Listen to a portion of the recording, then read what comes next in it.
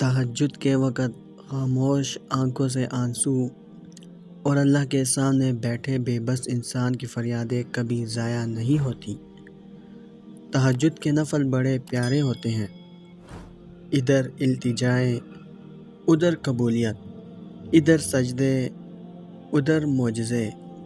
جب اللہ رب العزت دل میں اتر جاتا ہے تو پھر وقت تہجد آنکھوں میں نیند نہیں اترتی۔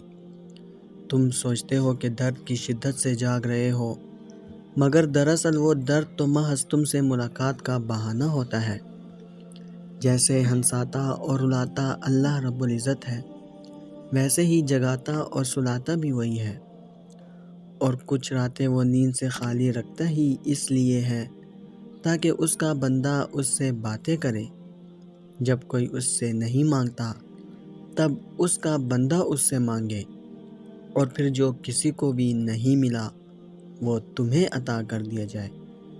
تہجد میں مانگی دعائیں کبھی رد نہیں ہوتی، بس محفوظ کر لی جاتی ہیں۔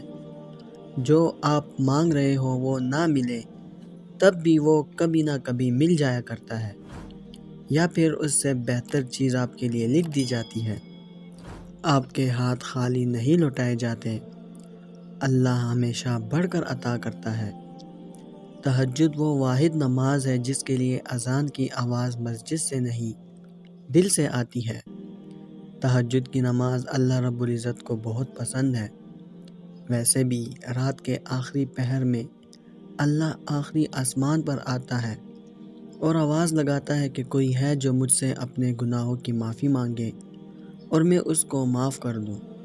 کیا کوئی ہے جو بیمار ہو اور شفا تندرستی مانگے، میں اس کی بیماری دور کر دوں۔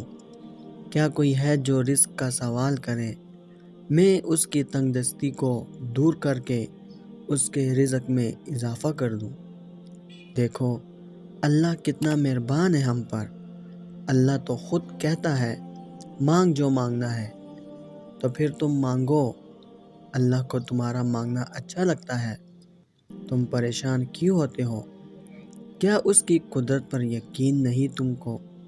وہ تو تمہاری شہ رگ سے بھی زیادہ قریب ہے۔ جب تم اپنی ماں کی نیت پر شک نہیں کر سکتے تو پھر اس پر کیسی بے یقینی جو 70 ماؤں سے بڑھ کر محبت کرنے والا ہے۔ اس سے مکمل یقین کے ساتھ مانگ کر تو دیکھو۔ عرش پر کن کہہ کر ساری دنیا کو تمہارا وسیلہ بنا کر تمہیں نہ نوازا تو کہنا۔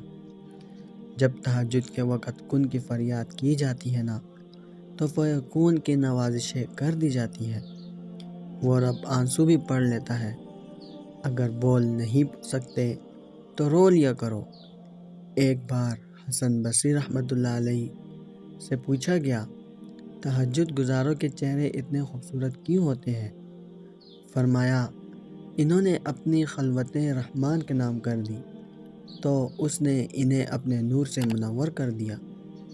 تمہیں کیا لگتا ہے کہ جو دعائیں تم تہجد میں مانگتے ہو وہ قبول نہیں ہوں گی؟ کبھی کبھی بہت پہلے مانگی گئی دعا بھی قبول ہو جاتی ہے، اور جب وہ ہوتی ہے تو ہم بے ساختہ کہتے ہیں، یا اللہ یہ دعا تو میں نے بہت پہلے مانگی تھی، تجھے یاد تھی۔ ایک دن تم ان دعاؤں پر بھی یہی الفاظ کہو گے جو تم اب مانگتے ہو۔ کن فرمانا مشکل کام تھوڑی نہ ہے اللہ کے لیے۔